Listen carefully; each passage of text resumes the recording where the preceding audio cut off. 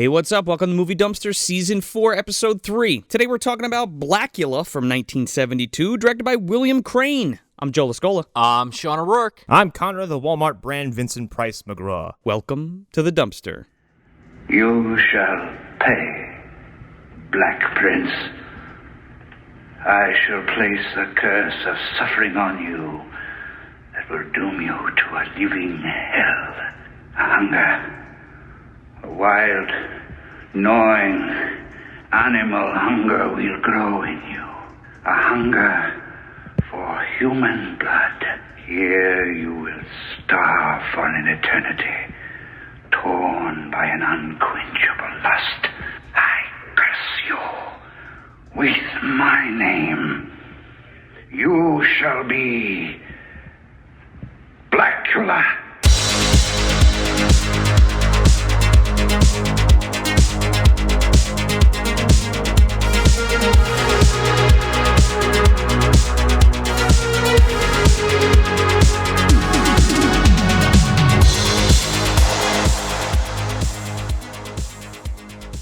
You know, it's funny you say that because, well, we'll get into it. Yeah, first, I just want to get this off real fast before we get rolling. Yes. We were supposed to have my friend Isaiah Dickerson on the show. As some might know him as his Facebook handle is Gray. His life has been insane lately, and he's going through some really intense personal hardships. So for the sake of just not putting any stress on him and, you know, various other things, he's unfortunately not going to be part of the episode today, and it sucks. But we do have the GoFundMe up. We put it up on our Instagram a couple weeks ago, so if it's still active by the time this comes out, please donate to him. He needs a little help.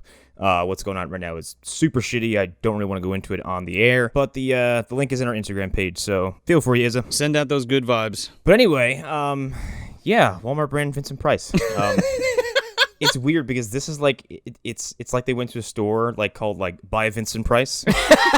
Like the ad would end with like something like not actually Vincent Price, and you get this very legally distinct version of like what a Vincent Price might look like. Vincent Price may vary. Yeah. Blacula. I was not ready for just a straight up vampire movie. I thought this would be a little funnier. And instead they're like, nah, just here's a horror movie. That's it. I kind of like the way they portray the character a lot in this movie. Like, I'll agree, Connor. I was kind of going in this, think there would be some more comedy elements for sure. I was kind of waiting for that Renfield-style character, and we never got it, and I kind of like that. It keeps the movie a little bit more serious throughout. The whole story is really great, I think, how they do it, and how, like, he happens to get bitten by Dracula. Like, there's a whole backstory for it. Right. Now, concerning that, though, like, apparently, like, William Marshall, who is the titular Blacula, Mamuwalde, apparently he requested a name change of the title character from Andrew Brown. Huh. That was the original character name, and he changed it to Mamuwalde, and then had that whole backstory written, which we'll get into, about him being a Prince of Africa and things like that. I'm pretty happy he did that, because I really like that element of the character quite a bit. It's what makes the movie good. Oh, yeah. I kind of like that this feels like Dracula is still a story in of itself, and then at some point during that, it just detours off to this other guy named Mamuwalde, and like it is an offshoot of Dracula's fucking path. Yeah. It's great. It's really weird and interesting. This is weirdly enough, I mean, I don't know how it plays out in the book. Maybe CB will let us know somewhere down the road, but this is basically Dracula Unbound in some capacity. Kind of. I mean, you get the post story. I mean, we're going to go into it, but basically this is what happens after Richter Belmont destroys Dracula.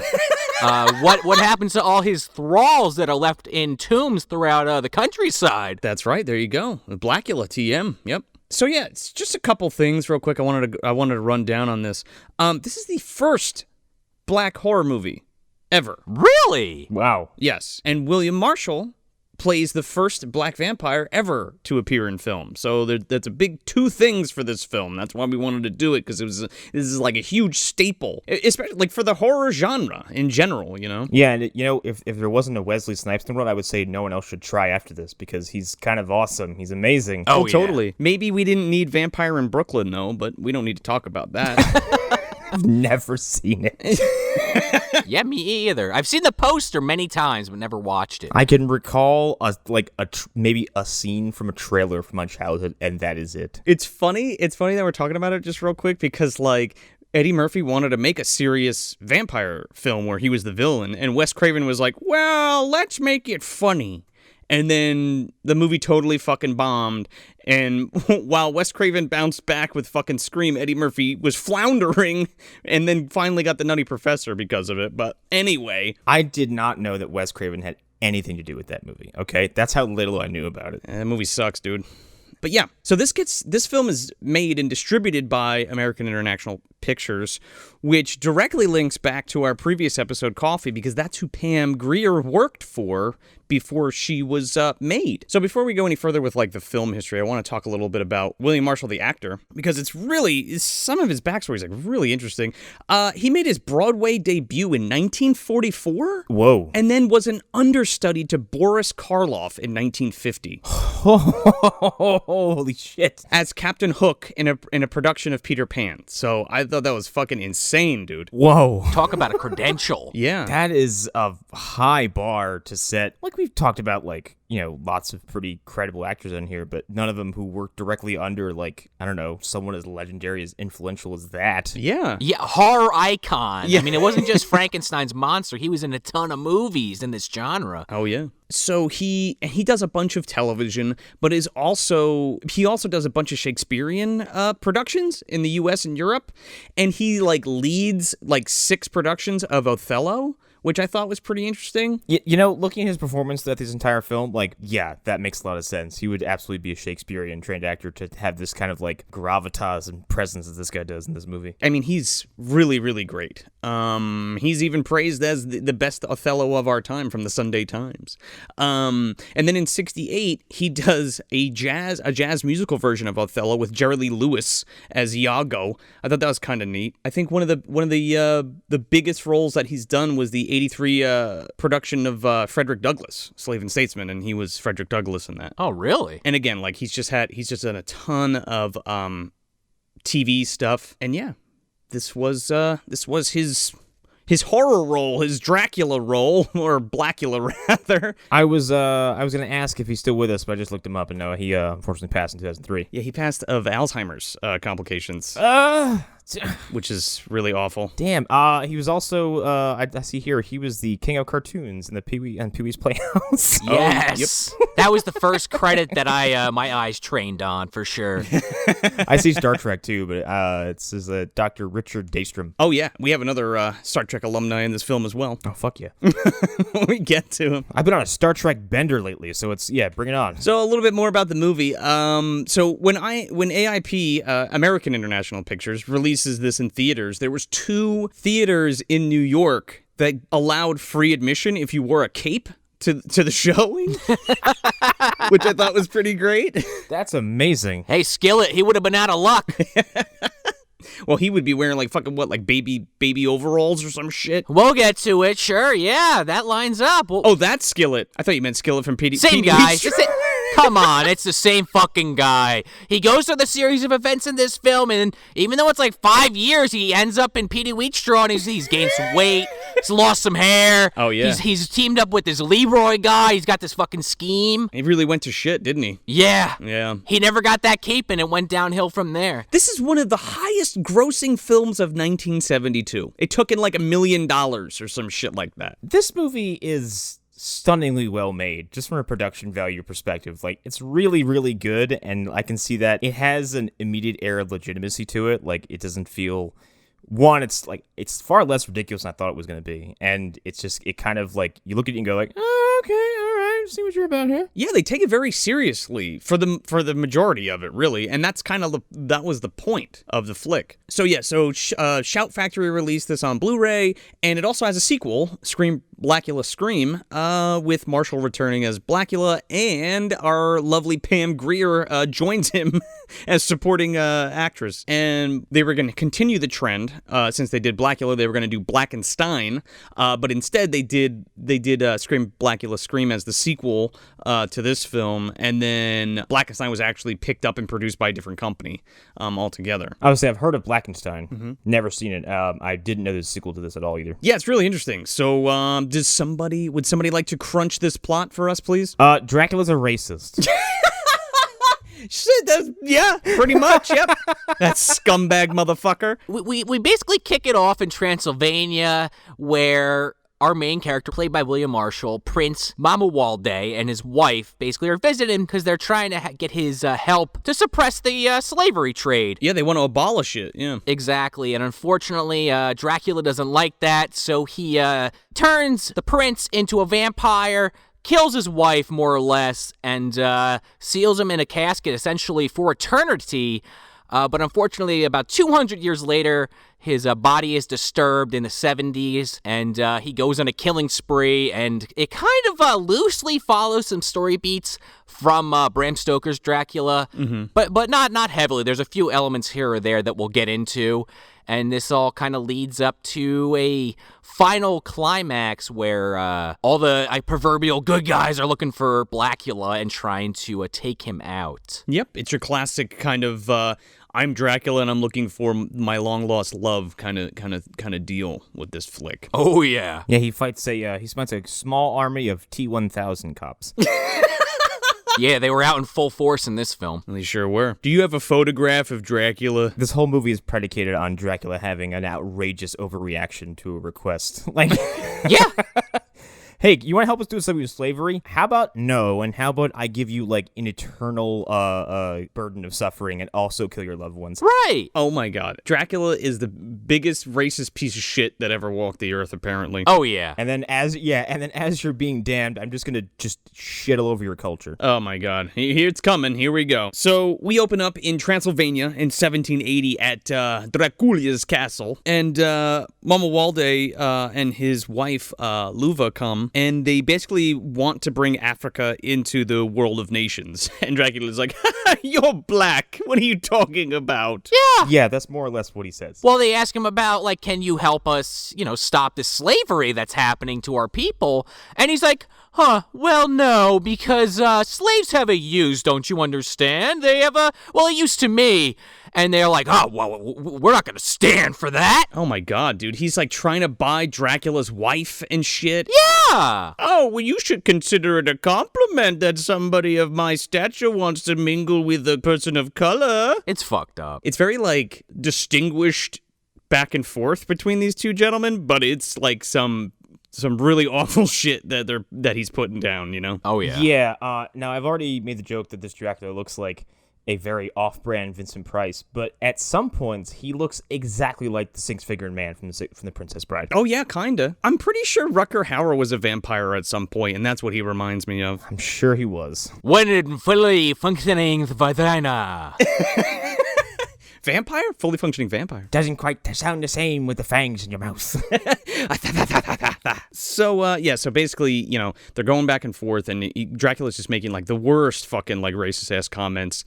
And Mamuwalde is like, motherfucker, I'm about to kick your ass. And, yeah. Because he insults his wife, and he insults him. And then he's like, fuck you, we're out of here. And then gets apprehended by, like, Dracula's goons. Yeah, his little minions. And then even though he was talking up how he wanted to buy Mamuwalde's wife and make him one of his wives, he just instead is like, you know what? I'm gonna lock you in this crypt, and I'm gonna turn your husband into a fucking vampire and lock him in a coffin. What? So Dracula bites Mamuwalde, and he's like, you're gonna suffer an eternal thirst because I'm gonna lock you in this fucking coffin and just put you in a secret room forever. And just forget about you. Basically, yeah. I mean, he didn't count on Van Helsing coming and killing his ass, but, Well, sure. But he even specifically says, I curse upon you the name Blacula. Like that, okay, that's part of the curse also? Yeah, he dubs the Blacula TM. Yeah, he's got to walk around and sign every check with TM now. It's pretty fucked up. It's bad enough you cursed him with this, this unholy blight, but then you put a kick me sign on him too, like. Yeah, pretty much. But, like, just to be serious for a second, like, it's really, like, this, like, the whole. It's super dark. It's super dark, and, like, this whole scene is, like, super painful to watch. Just, like, as a glimpse into how, like, the European, like, white people functioned and handled things, you know? Oh, I was thinking of Leonardo DiCaprio from Django Unchained, heavy duty in this scene. Well, yeah, same kind of shit. It's just so fucked up. It's extra fucked up, too. Like, they don't show this because the movie flashes forward after this, but you just have to imagine, you know, Mamuwalde, he didn't just, like, die. Like, he was in that casket probably hearing his wife, like, die of starvation because I guess it's some kind of solace that she doesn't get turned into one of Dracula's vampire wives, but he's clearly just leaving her to just, like, wither away. Like, we're talking about eternal suffering for both of them, basically. Like, she's left there to die and listen to him scream trying to get out of this fucking casket, and he's cursed with the thirst for blood, and it can't be satiated at all, so he just has to stay in this casket for however long. Right. He's not Munchie. He doesn't have a kid walking up and fucking opening up the crate. He's not singing, that's for sure. Well, he's not munching the fact that he doesn't have crippling ADD and just sing to himself in the off time and just make the time pass easier because Munchie is like this. I don't know how to describe him. He's just this fucking lost in his own head little cherub With the powers of Pennywise. Yeah. He's an eldritch horror, man. He knows how to sleep and dream and wait, you know? He's like, time? What is time? I don't know the meaning of it. I'll sing. I remember when I invented time. Yeah. I have to say, though, as we get into this film, you know, Dracula says, I give you all the powers that I have when he bites Mamuwalde. But, like, the interpretation of Dracula in this film, like, I actually do, like I said, I like the way that he is, or Blacula, I guess I should say. Yeah. Is done super well, but I just think about the powers they gave him. They kind of screwed him a little bit. Like, he can't turn into a wolf or a fog or anything like that. He pretty much just gets the bat form and the regeneration. I don't think that was in the budget. Sure. No, I mean, it wasn't in the original either. They just say, hey, look, a wolf on the fucking grass. You never see anything. Well, sure, but I don't think they're gonna let a wolf run around Los Angeles. I don't know. Yeah, he didn't get to inherit Dracula's skill tree. It's fine. Anyway, so he's asleep in this coffin for 200 years, give or take, and we crashed to 1970. Oh wait, you can't skip this funky ass intro, dude. It's great. This intro rocks, and it gave me like kind of weird Burton Batman vibes just because like it is like this big interactive sequence involving the title of the movie, like the actual logo, and it's this really sleekly animated bit where like you kind of like take a visual tour on like the letters of the title Blacula, and like a little bat is like landing on them and flying between them. At some point, he's hanging out and biting one of them. Like it's really elaborate and really interesting. Yeah, there's like a little red blob that floats around with it that like turns into like a woman at some point. It's really, really cool, and the music's great. After this intro, we cut to 1970.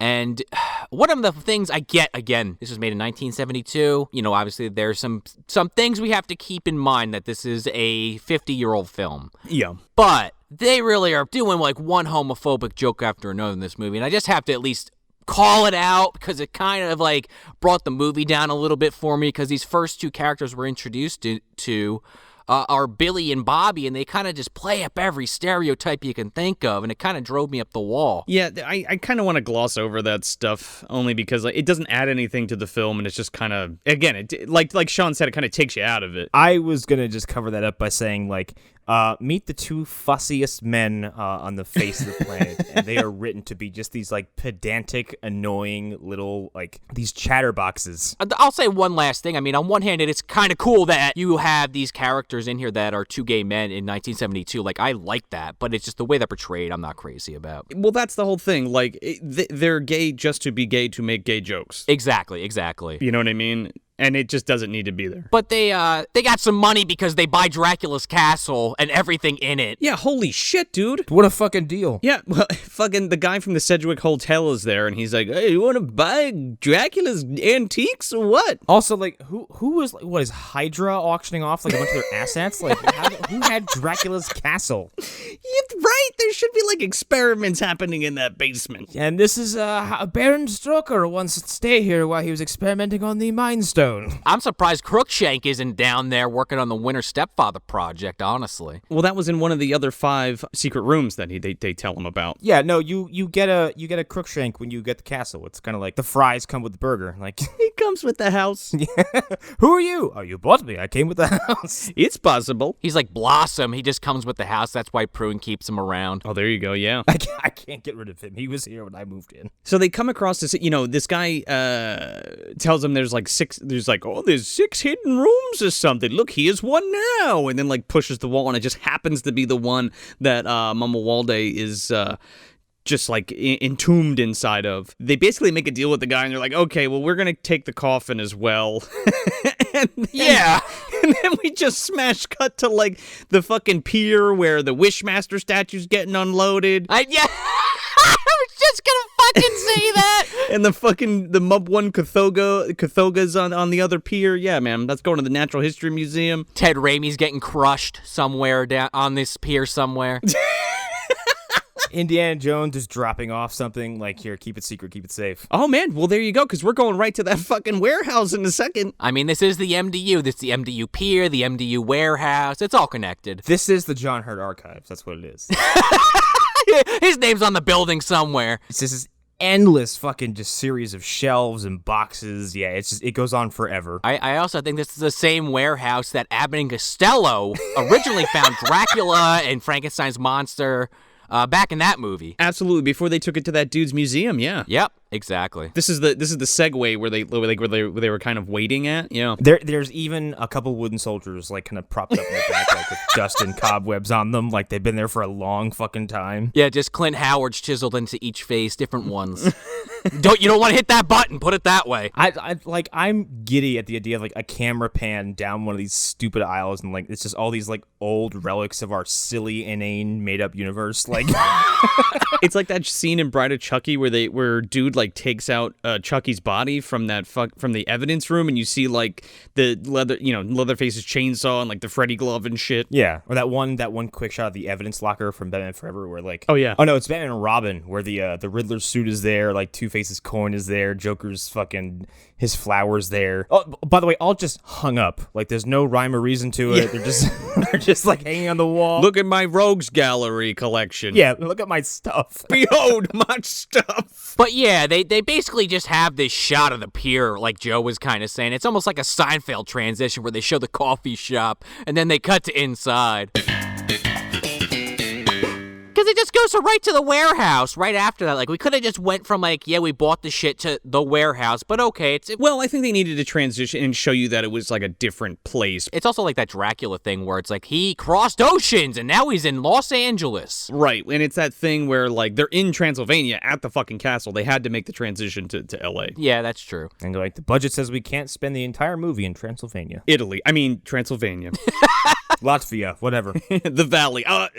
Transylvania. Anyway. So Bobby's cracking open the boxes with Billy. And they want to open this coffin, too. Yeah, well, Bobby cracks the lock almost immediately, but Billy gives himself a heinous wound breaking open this crate. Yeah, that Bobby spends what feels like 6 minutes just, like, needling him over. And, like, the two of them have this hilarious fucking ADR argument that seems to be all improv, where it's like, I'm going to bleed to death. You're not going to bleed to death. Shut up. Stop it. Stop talking. Stop moving. I'll kill you in your sleep. Blah, blah, blah. Like, they make a mention at one point Billy wants to put this fucking coffin in their living room or some shit. Yeah. And he's like, yeah, it'll freak people out. I'm like, okay. We'll have Uncle Sam over for dinner, and then he could just lay down in it when he's tired. The Grandpa Munster or something, and maybe, I don't know. Was it like an ottoman? You put your fucking feet up on Blacula in there? Like, how weird. It's a statement piece, Connor, okay? I call it a heinous wound. It's like, it's not quite Larry Cotton level where he, like, rips the whole hand open and it's like a fucking, like, gallon of blood spilling out, but it's like sliced down his wrist, for crying out loud. Yeah, like on his forearm. I thought for sure that was going to be what was going to activate Blacula, but no, he just kind of creeps up on him, as like Connor put it, while Bobby's basically arguing about how he's wrapping the wound. My headcanon is that he woke up like, will you two shut the fuck up? Like, Lou Costello's there yelling for fucking Bud Abbott. Bud! Bad! Buddy! Check!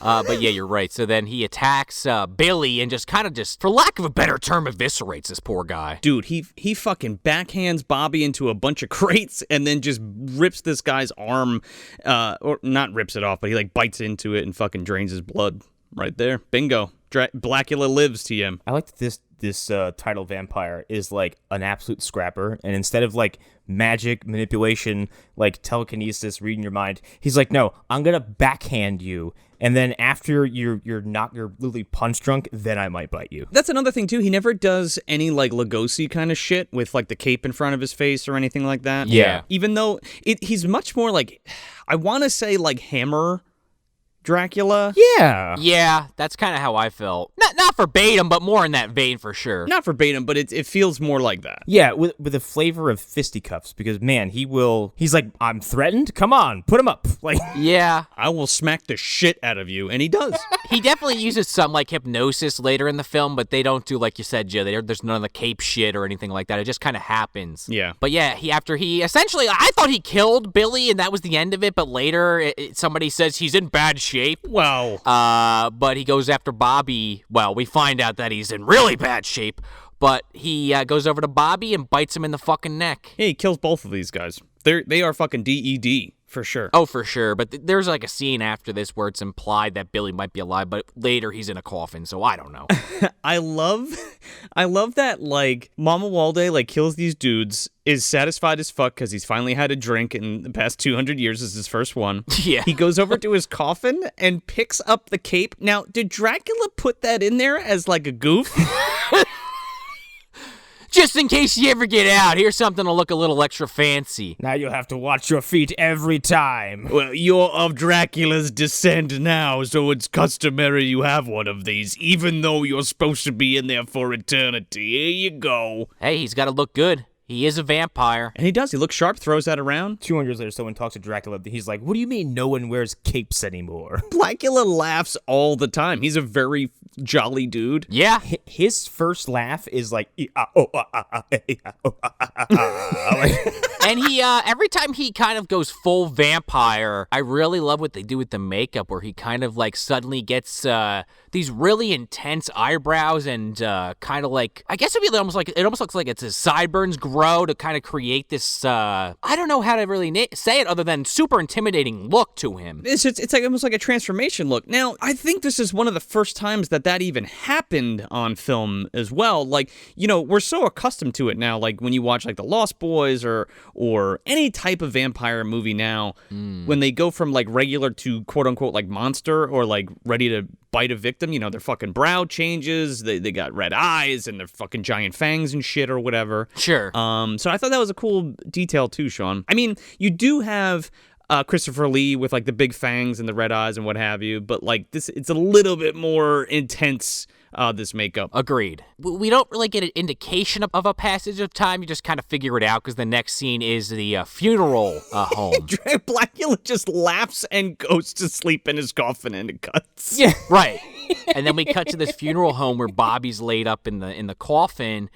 And some people come in, but before they make it in, Blacula's there, like, creeping around, and he, like, uses his magic or something and makes Bobby's fucking hand move in the casket. Well, it's like he's summoning him as, like, one of his children now, yeah. Get the fuck out of bed. What are you doing? We got work to do. Stop fucking around. But he waits a little too long, and the mortician comes in with the family and friends. Yeah, we're introduced to Gordon Thomas and Michelle Thomas and Tina, who is Michelle's sister, and they were good friends with Bobby. And that's Tina, by the way, in case you thought you heard us say Mina. No, Tina. It's Tina, not It's Mina. Tina, not Mina. I just want to get that across. Oh, I see you, movie. Okay. Because she looks exactly like his fucking wife who died 200 years ago. Get it? I kind of like this detail, actually. No, yeah, the carryover from the other story is fine. It's fine. It works. It totally works.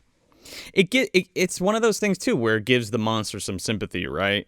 Or empathy, rather. Even though he probably shouldn't be doing what he's doing to get, you know, what the end game is. Oh, yeah. But that is always kind of, in every iteration, you know, obviously in the original with Bela Lugosi, it wasn't, at least from what I remember, his wife. It was more so just that he was fascinated with her. But like in the book and every other version, pretty much, that's a key element. So It didn't really bother me. I kind of like it in this film. There's scenes that happen later that kind of bother me, and when we get there, I'll comment on why. But on paper, I like the idea. Bela Lugosi's Dracula is also an awful adaptation of the story. Sure. Good movie, but awful adaptation, definitely. Yeah. I would say, does this Tina eventually go on to join like some kind of league of extraordinary, individuals?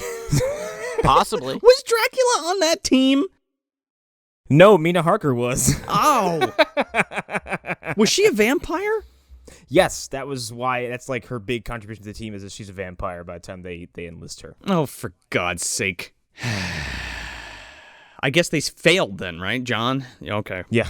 So yeah, she's not necessarily Luva's descendant, but she looks just like Luva. Don't they remark that they're like, oh, his hand fell out, and the mortician's like, well, fussy in life as he is in death, and then Yeah. Oh my God. It happens, whatever. Put it back in there. So then he ushers the family out, but Dr. Thomas, he's kind of hanging back, and then they do this fake out where you just see a hand on his shoulder and you think, oh shit, is it Blacula? And no, it's just the mortician. He's like, sir, you can't be in here. And he's like, I'm a doctor. I'm a pathologist, by the way. This is Thalmus Rusulala, by the way. I know you guys know this guy. Okay. I'm gonna list off some other shit, but you definitely know him from Mom and Dad Save the World. He's the general with the giant fucking he looks like a cat almost with the giant sideburns. Oh. I don't know if it's a good thing or a bad thing that this movie keeps fucking coming up. It's just making me want to do it even more, even though well, he's definitely not a friend. Jeffrey Jones is the star of the film. Yes. Our frenemy is in the movie. But he's also in Above the Law and New Jack City. He was in Willie Dynamite around the same time. The Twilight Zone series, and he was even in TNG, baby. He was probably my favorite character in the movie. Oh, he's great. If that means anything to you. Yeah, he's very, right away you're like, you're Van Helsing. Dr. Gordon Van Helsing, yeah. Thomas.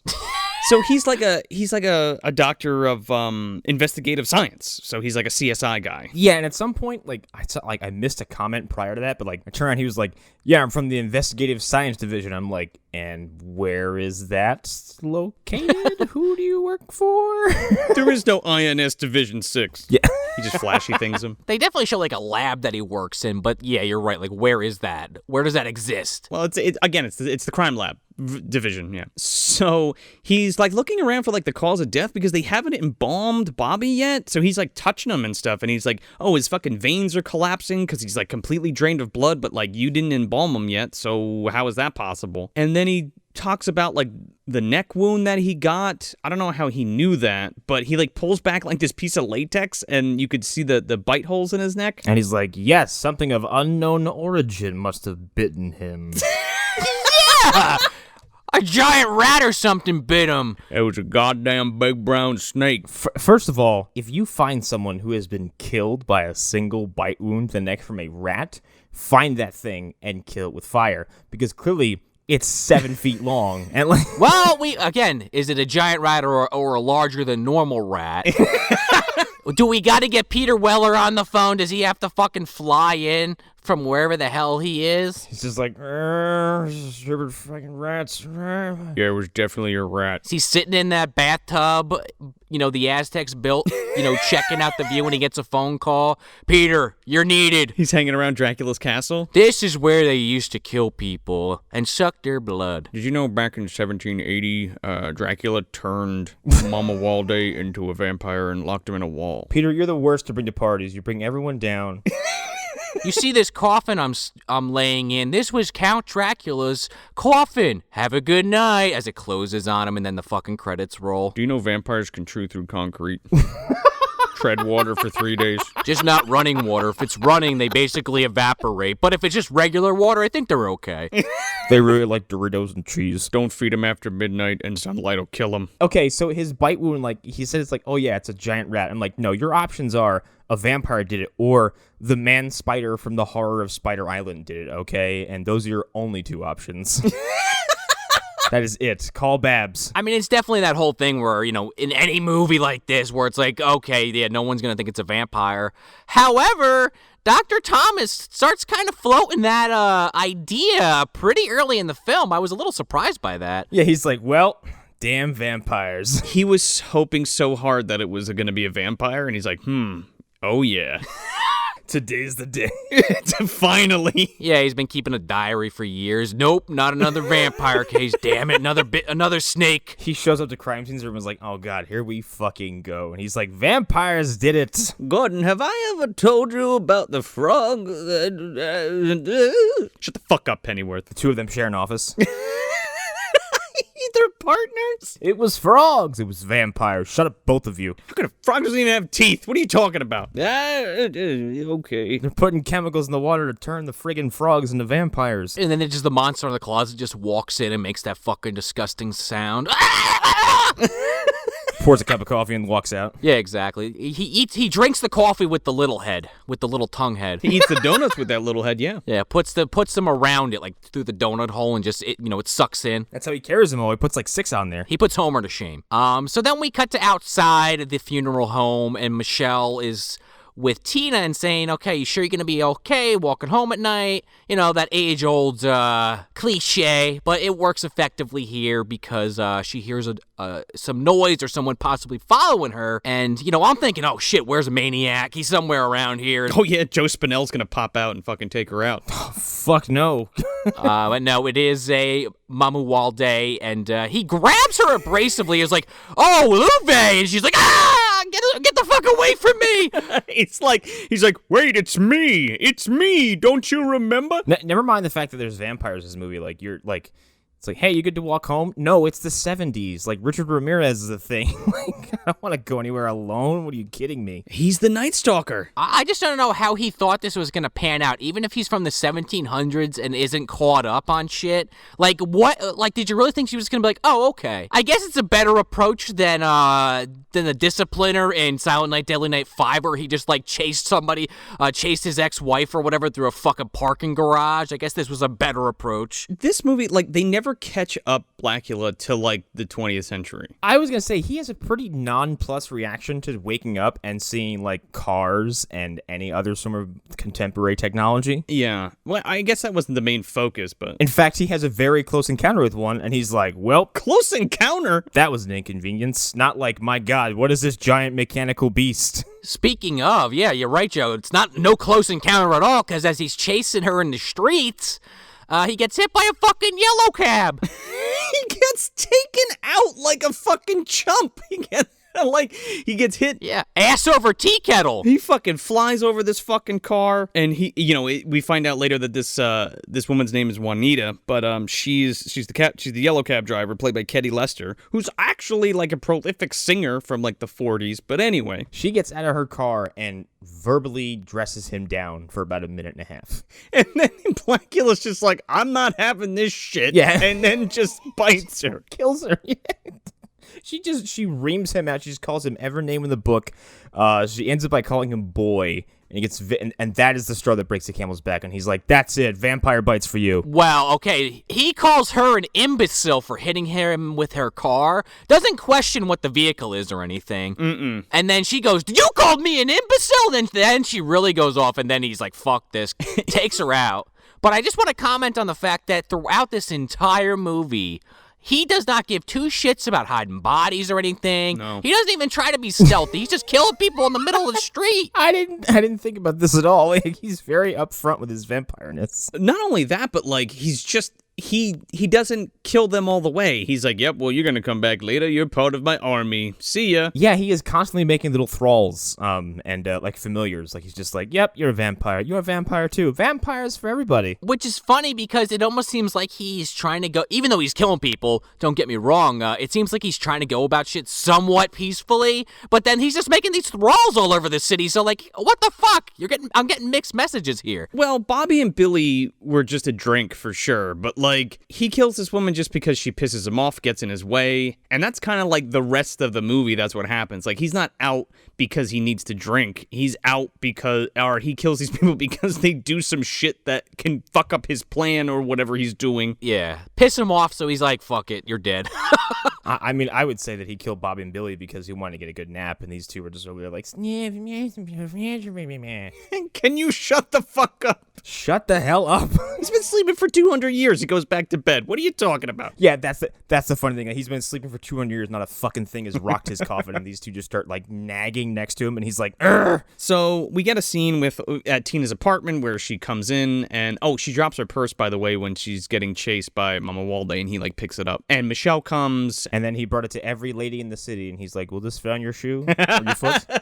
Can you put your foot in this purse for me, please?" What is this, fucking Greta? Yeah, so Michelle goes to Tina's apartment, and Tina's basically like, "Oh, this guy attacked me and like came after me, and like I lost my purse and my keys and everything, but somehow I was still able to open my apartment door." And then we cut back to the fucking Indiana Jones warehouse. Well, he's got to go to sleep. He just leaves his home there next to where a bunch of dead bodies were found, because again, he's not even trying to hide. Well, that's where his coffin is for now. So he goes back there, and like he has Doesn't he laugh here? yeah, he has the purse, and he like smells it, and then he laughs, and then puts it into his cape, and then jumps in the coffin. Finds a pair of her like extra panties, starts sniffing them. Yeah. Exactly. I would very much like to smell your feet. Put your foot in this purse." That's my sniffy pouch. Put it in my mouth. I promise I won't bite. Is this if Quentin Tarantino was a vampire and like, Hey, can I smell your feet? "Can I see your feet?" Can you put him right up next to my nose? Like, not on my nose, but like a half an inch from it. Step on me. Oh, this is going to be great in Kill Bill. This shot right up on the toes. So yeah, we cut to the police station, and Gordon's there, and he's basically talking to Sam, who runs the morgue. And this is Alicia Cool, by the way, and he was in a bunch of shit, and he looks so familiar. I'm like, who the fuck is it? House on Haunted Hill. Yeah, man. I was like, who the fuck is this guy? He was also in the 66 Batman series and the original Star Trek, Rosemary's Baby, Kolchak the Night Stalker, and Messiah of Evil. How many Star Trek people we got in this movie? Well, different series. He's in the original Star Trek series. The STU, the stew, the Star Trek universe. There's just a big crock pot floating in the MDU somewhere. If you want to go there, you gotta teleport into the fucking crock pot. I think Marshall is in the original Star Trek series as well, but I keep forgetting his goddamn name. Gordon is in TNG. Ophthalmus Rasulala. Yeah, Thalamus, yeah. We're in the morgue now, and fucking Sam is there with his goddamn hook hand. Yeah, I didn't notice that the first time that he was in the movie. What a choice. But later he answers a phone and is like scratching his head with it. I was like, what the fuck? We don't see the part where Harrison Ford came looking for him. He's the guy, the one-armed man. I wish he smoked a cigarette with it, but we don't get that. So they pull Juanita out of the freezer so Gordon can check it, and he's like, look, he's specifically looking for bite marks on the neck, and he's like, Sam, why don't you go get a cup of coffee, get the fuck out of here.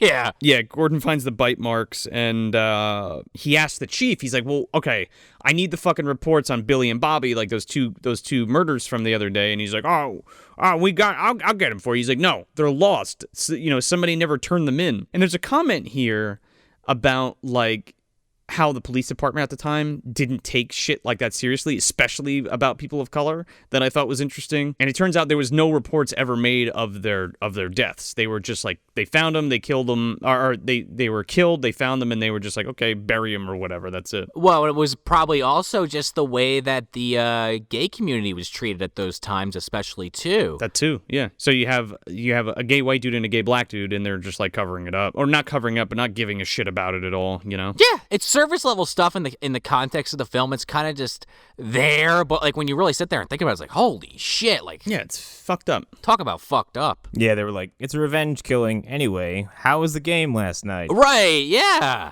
Some cop was probably like, yeah, good for that. Glad that happened. But yeah, after he's like, hey, Sam, here's some money. Go watch a Star Wars. We go to the fucking club, dude, and we kick up the fucking Hughes Corporation. This fucking musical sequence. Dude, I'm telling you that there are large swaths of this movie that are like like a Hughes Corporation music video. Yes, and I was thinking about this. Now, I don't know a ton about this band. I did like briefly check their Wikipedia page out. They did Rock the Boat. I love that song. Rock the boat, don't rock the boat, baby. Rock the boat, don't tip the boat. Yes. In the movie, 2 of the 3 sing a song, 1 each. I was like, okay, is the third guy gonna sing, or is he just up there dancing, or what? He doesn't get a third song. No. But later in the movie, there's a third song with a male singer, and I like to think that was that third guy from this band. But he didn't get any camera time for it? Oh, man. Yeah. Screen time, I mean. So everybody's sitting at a table. So Gordon's there, Michelle, and Tina. They're all at a table, like, hanging out at this club, listening to the Hughes Corporation, and fucking Blacula just strolls the fuck in. With the purse. With the purse. He's in full vampire like he never wears regular civilian clothes. He looks like Dracula. He never goes anywhere and not looks like a vampire. Like he just walks in everywhere. He's like, hello, yes, cape, yup, you see it. Nobody ever says that he looks like a vampire. It's just no. But he looks like Dracula. They got Dracula vision, like Arnold vision. It's very similar. They're Dracula blind? Yeah, there you go. It's like Baby's Day Out. You don't look below your waistline. Now you can't see vampires. Exactly. There's all these weird rules permeate throughout the MDU. You know it's a shit show, and it's kind of a crapshoot, honestly. All these bullshit medical conditions. Well, you have Dracula vision. I would chalk it up to him, like, just being so persuasive and seductive, but they mention his clothes, like, 8 fucking times. Yeah. Even the woman that hits him with the cab, like, I think part of the reason why she kind of reacts the way she does is because she keeps kind of eyeballing his outfit, especially when he starts, like, transforming and going after her. She's like, oh, okay, this isn't a joke, huh? Oh, fuck. Or a Halloween, why you dressed up, like, for Halloween or some shit, she says something like that. Right. Before Mamuwalde kind of gives Tina her purse back, we get officially introduced to Skillet. I'm going to just make that connection directly. That's the same guy from Petey Wheatstraw, so unfortunately, it was 77, right, Petey Wheatstraw? Yeah, same year as Star Wars. So 5 years from now, he goes through some serious stress and pain following this film, based on the events of it. I don't know if he's in the sequel. Maybe I'll find out on my own time. But he ends up as the one half of Leroy and Skillet, and eventually gets taken out by Mr. White, and ends up after the fact working for Lou Safer. So he's a minion of hell for sure. Gains a bunch of weight, loses a few feet off his height. Some hair, has to wear a fisherman's cap to hide it. But right here, he's enjoying life. He's got a nice suit on. Oh yeah. He's hitting on this camera woman that's walking around taking pictures, and then this is where Blacula walks in. This is so crazy because, like, Tina is scared shitless of this guy when he confronts her on the street. And he, like, walks into the club and looks over at her, and she immediately gets up from where she's sitting and goes over to him. Now, there's music playing, right? There's no dialogue at this point. Right. And you see them pantomiming to each other. He gives her back the purse, and she's all happy and shit, and then it cuts to her, and she's like, yeah, that's great. Come over and sit with my friends. Aren't you that guy that scared the shit out of me in the fucking alley and was chasing me? I mean, this movie to me, on some level, feels like it's trying to, like, have its cake and eat it too, because it's like we were talking about earlier, like, it's not silly with some of the stuff, like, just to keep referencing it a little bit here, the original, for lack of a better term, I guess the original will be, Nosferatu, technically. Yeah. But Dracula with Bela Lugosi with the stuff where you get the close-up on the eyes and some of the shit with the hands to indicate he's doing hypnosis. Now, several times throughout the film, Blacula says, well, I want to do this, the right way. I don't want to use powers or whatever. Right. But I don't know, man. I feel like I could have bought this love angle that they're about to kind of kick off in this scene that kind of sticks throughout the whole film if it was some of his magic. I'm sorry. I don't buy this at all. It's just weird how quickly this happens. I agree. I took it as, like, the story you get where the reincarnation trope exists, where it is two, I guess, like, star-crossed lovers who are going to meet over and over again throughout different timelines and different lifetimes. No, totally. And she, and I think you're right about that, Connor. Like, she can have this deep feeling for him and not even quite understand it. And she does struggle with it throughout the movie. Yeah. Sure. I mean, I don't know. If you listen to the show, for some reason, this is like one of those things in movies that always drives me crazy. I don't know what it is. The shoehorn love story. I mean, I get it's a Dracula trope, so I understand why it's in there. But I could have done for some little hokey fucking Lou Costello fucking hand motion, but hey, that's not the kind of movie they were trying to make, and they just... Sure, but again, like, this story kind of needs to be told with that element, especially for this incarnation of the Dracula story, No, yeah, I get that. But he comes over, and like Joe was saying, she's terrified him of the day before. And now she's like, come and meet my friends. Yeah, come and my sister's over here. Come on. Little does she know, Blacula already saw them. He knows exactly who they are. I just want to make a note real quick. Michelle, her sister, my goodness, it's always so arresting to me when I see a person of color with green or blue eyes. I didn't even notice that. Oh, yeah. I just love it. Like that dude from Grey's Anatomy. I'm just like, wow, that man is extremely handsome. The actor who played Warwick Davis on CSI, I think, had green eyes and red hair, and he's a very interesting look. Warwick Davis? No, Warwick Davis. Warwick Brown. God damn it. Wow. I am tired. Okay. I was like, wow, that was a weird thing. Like, we're going to name our character Warwick Davis. No relation to the famous actor. Man, first Michael Clark Duncan and Michael Jai White, and now Warwick Davis and Warwick Brown. Hey, you know, I gotta say, I'll take the Michael Clark Duncan one because we got Michael Clark Duncan Garrus from Mortal Kombat somehow out of that, so I'll take it. Yeah, we got Garrus Clark Duncan. That totally works, though. If he was still around and there was a Mortal Kombat movie, he would totally play Garrus. So there's like a quick scene where the morgue calls the club because Gordon's there, and they tell him that the fucking Bobby's body's gone from the funeral home. Fussed its way out the window. And then Blacula is like, oh, well, I guess I gotta go. And, like, there's a chick walking around, and, like in Coffee, where there's just, like, chicks taking pictures of people in a club, because I guess it's Michelle's birthday. Yeah, there's a guy sitting there with a fucking eye patch. Yeah, he's there. He's in the back right now, beating the shit out of the other one, taking the camera, ripping her fucking tits out. Blacula knows that if he gets his picture taken, he won't appear in the photo. So she takes his picture once. Somehow. I don't know how. But, like, she takes it once, and he's like, okay, I gotta fucking go now. Enough French champagne for me. So he goes to leave, and this chick takes another photograph of him with Tina. Yeah. So he's like, so Blacula's like, oh, okay, you know, Tina, I need to see you again. We need to get together again. You know, meet me at the club tomorrow night. Yep. And, of course, you know, to the credit of that dude from Coffee, as violent as he got, Blacula tops him easily.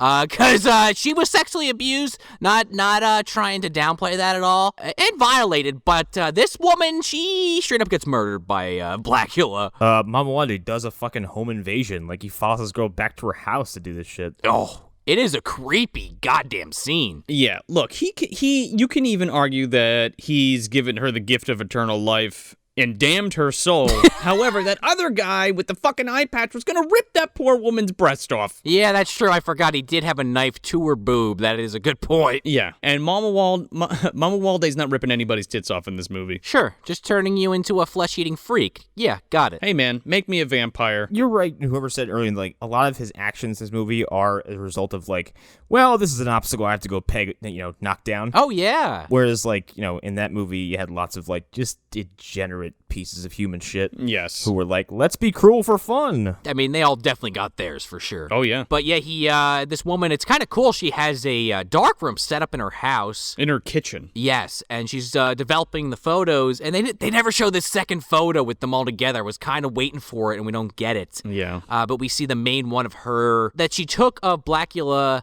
kissing Tina's hand. And of course, he's not in the picture, and she's like, what the hell? And then all the pictures light on fire, and then... Winston! Winston, get us out of here! Winston! And then Winston has to come save them all with a fire extinguisher. Yes, Ernie Hudson has to break down the door with a fucking fire extinguisher. He breaks down her door while Blacula's attacking her. He's like, oh, wrong place. I'm sorry. And just leaves. And she's like, wait! Shoots Mamuwalde with a fucking proton pack? No, he uses the Kamehameha wave, obviously. Oh, yeah, of course, duh. Right, fucking Dan Aykroyd's in the background still going on about like Chicago-style pizza or some shit. Yeah, it was aliens or something.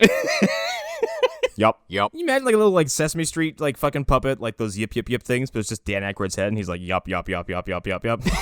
Oh my god, I love it. All right, that might have to be something to write down somewhere. We'll have to, file that one away. The yup yups. But Sean, you're right, man. This is a creepy scene. Like when he's like stalking her through the house, there's like ominous shadows, and the red light contrasting like with him as he like spreads his cape open and goes after her is pretty fucking sweet. I honestly would be surprised if other directors and authors of this era if they saw this movie and kind of riffed on it, because I don't know how original some of this stuff was at the time. Maybe this predates or postdates some other stuff that did similar things, but I really like the camera direction in this film, accompanied with the lighting and the music. It's just really comes together to make something beautiful throughout. For sure, yeah. There's one shot in particular, it's an extended shot, that I found to be fucking terrifying, but we'll get to it. I also like the way the dark room is kind of setting a mood for the scene, because like everything is bathed in red when he attacks, so it kind of just adds this interesting aesthetic to it. Yeah, it's really cool. So he bites her, and this is one of the more odd things of the movie, because she like stumbles outside, and a cop that we get introduced to earlier in the movie sees her and is like, oh, what's the matter with you, whatever, and he like picks her up and he goes to take her into the house, and she immediately is already a vampire. Yeah. Also weird that he would just bring her back into the house. Like, what? Where? Yeah. What are you doing there, bud? She obviously needs help, dude. Yeah, he's like confused at first. He's like, wait, do you live here? All right, I'll bring you in. Oh, well, back to bed with you. Yeah.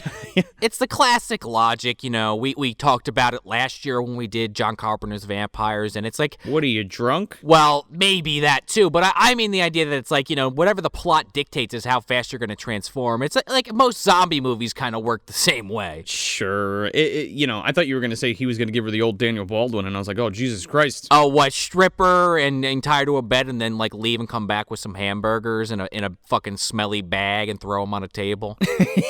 Here's why this is a good thing, okay? Listen to me. Everything I'm about to say is bullshit. No, he, you know, the cop comes in here, she turns into a vampire, and then he's quickly disposed of. He sure is. Barnes, by the way, is his name. He is one of those T-1000s Connor was mentioning earlier, so... There's so many of them. They all have the same outfit. Hey, you know, if you don't have enough money to pay a few extras, give him the fucking police helmet and the costume and just say, just don't look at the camera. Okay, look at me. Okay, say get out. So we cut back to the police station, and Gordon is trying to find leads about the killings, and there are none. Yeah, and he's talking to, I kept referring to him as his partner, but I know obviously that's not how it was. He's like the police chief, but this guy... Yeah, he's the chief. I would, you know, maybe the audience can answer this question for me, or maybe we'll answer it as we continue, but I was kind of conflicted on who this character reminded me of. My main one just that came to mind immediately was Fanducci from the Runestone. The only thing he was missing was the greatest candy in the world. And Columbo, the famous Frank Columbo. Those were the two that came to mind. I don't know if you guys have any opinions on that. He reminds me of Nash from Black Christmas. Ooh, okay. Completely incompetent.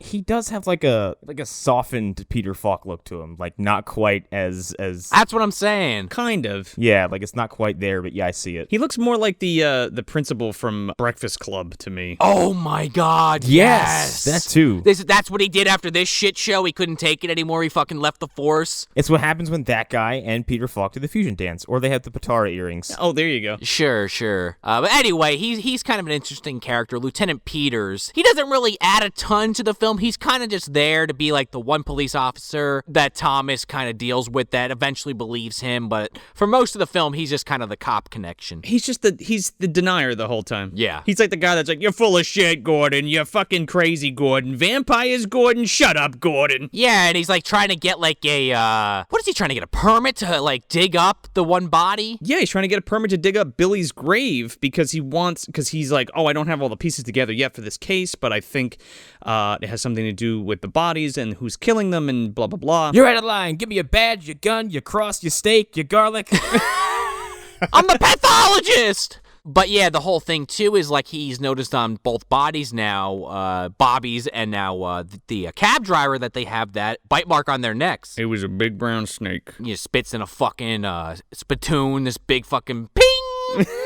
But he's like, all right, yeah, I'll try to get the permit, but don't, you can't really count on me for it. And he sure can't, because later he straight up just tells him, no, you can't. And then, because like Gordon and Michelle are just like in their office together, because Michelle's also like a pathologist, and they get the call from the chief, and he's like, nope, can't help you. And he's like, fuck it. And Gordon's like, well, we gotta go dig up Billy. And Michelle's like, what? Are you fucking crazy? And then he persuades her sexually to go with him. Oh yeah, they fuck. Oh yeah. No, Gordon. Yes. Well, okay. All right, well, we are together. It's not like we weren't gonna do this anyway. Yeah. If you were just gonna do it, then why did you go through all the hoops to get a permit? Like, just do it. Like, clearly you didn't give a shit. Like, just dig up the grave. It was a good excuse to get laid. You know, they both were into it. He also doesn't need Michelle there at all because as we find out, like, a little bit later, well, we'll get to it. I think it's that whole idea that it's just like, let's find scenes for these characters, and it's also like maybe he just wants a second hand there so that when he finds this shit, somebody believes him, so it's not just him. Yeah, no, I get that. I do things by the book until I don't need to. There's a weird little scene here where, like, he moves his newspaper and he has, like, books about vampirism, like, underneath them, and he's, like, reading them. Yeah, he's got a book like The Dead Ones or something like that, like at the top of the pile. And it's like this dramatic music's playing as it's like kind of zooming in and out around him as he's like reading it. It's like, So Mamuwalde goes to go see Tina, and she's like, wait a second, I thought we were meeting at the club. He's like, no, that's fine, I came to see you. By the way, you know, you're my wife. yeah. She's like, what, really? She's like, sounds legit. Sure, I guess. Understood. Have a good night. I guess I must have done that in a former life. Yeah, sure. Because she's like, that's impossible. And he's like, you believe it, though? And she's like, yeah, I do. Search your feelings. You know it to be true. So Blacula gives us a little bit more of a backstory here. He tells her that, like, they were from the Ebony tribe and how they went to Dracula's castle to stop the slave trade and how he was cursed and all that stuff. And he's basically just like, yeah, I want you to rejoin me, like, come, you know, join me by my side again, basically. He's like, he wants to turn her into a fucking vampire. So they fuck, of course. Yes, so they fuck. It's a little bit more explicit than the other one. But yeah, now they're just kind of together, you know, before they have sex, he does try to like leave and she's like, wait, no, I do want to be with you. And it's like, yeah, okay, sure. That's all it took. One conversation after he kind of just like showed up at your house unannounced. All right. Well, unlike Gary Oldman, he wants Tina to love him willingly. Yeah. It's weird though. Man, this movie's setting trends that would soon be followed and picked up by Twilight 40 fucking years later with vampires boning. Shooting dust, man. Cobwebs come out of there. That's horrifying. They don't got shit on me. So from there we go right to the graveyard, and Gordon and Michelle are fucking digging up Billy. I don't know why, but I immediately thought of Beetlejuice. I don't know. Draw a door. Yeah, I didn't think of Beetlejuice, but I started laughing my ass off when he gets to Billy and, you know, Billy's a fucking vampire. Surprise. He gets up and, like, there's a tussle, but, like, you're so distracted by Michelle just screaming her ass off the entire scene. And he's just like, and then She's like, Gordon, watch out! Gordon! Gordon is having the fight of his life with this vampire, and she's just screaming her ass off. Petey Wheatstraw looks over. He's like, what the fuck? Going to get his cane? What is happening? Also, at some point, he is just slamming a stake into this vampire over and over again at some point. It looks like he's just beating a corpse. Oh, yeah. Dude, he has this stake, and he, like, jumps down onto Billy and impales him with it. Then he takes the shovel and fucking hammers it into his chest. It's great. And Michelle keeps screaming louder every time he does it. She thinks she's killing him. Like, he's just like a regular dude. Oh, it's so amusing. And then he turns back to normal after he's killed, and then basically Dr. Thomas and Michelle are like, okay, well, oh shit. What about that other body? Okay, let's call Sam and see if he can defrost that for some. I still don't know why they needed this body defrosted to fucking take it out. Well, okay, so they're like, oh shit, Bobby's still running around out there because he's vanished from the fucking morgue. Oh right, yeah. Or the funeral home, rather. And they call up Sam to pull, yeah, like Sean said, they call up Sam to pull Juanita out of the fucking freezer. And it's like, why? Why would you have this old man with a hook hand pull this vampire? You know it's a vampire. Why would you pull it out and then tell him to leave it there to defrost it? Why don't you just... All right, Sam, I want you to close all the windows. Don't let any sunlight get in there. Take all your crosses. Take them off the walls. Yeah, but he also, like, it's this thing where it's implied where, like, this guy's unreliable because he has to tell him, like, 3 times to lock the door, and the guy keeps, like, kind of poo-pooing him. He knows this guy is incompetent and has him do it anyway. And he's like, listen... Don't forget to shut the door and lock it after you take her out of the freezer. And he's like, yeah, whatever. Okay. Yeah, lock the freezer, unlock the door. I got it.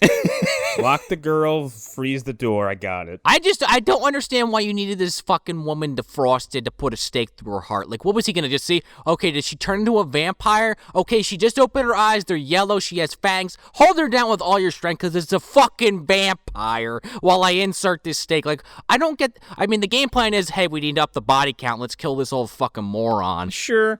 Bad plan. Yeah, but we don't even see it. This reminded me a lot of, like, Salem's Lot in the morgue scene. This is the sequence that I thought was fucking petrifying. Oh, yeah, man. Yeah, so it cuts back to Sam, like, at the morgue, and it shows Juanita, is her name? Yeah. Yeah, like, on a table, and then at some point, like, Sam wanders in the hallway, and of course doesn't fucking lock the door. Yeah, the phone rings and he gets distracted and he leaves. Yeah, and then, like, Juanita gets off the table, but, like, the way they film this, her coming at him, is this a slow motion with, like, frames missing, like, zoom-in shot of her running down the hallway in full vampire regalia, and it's...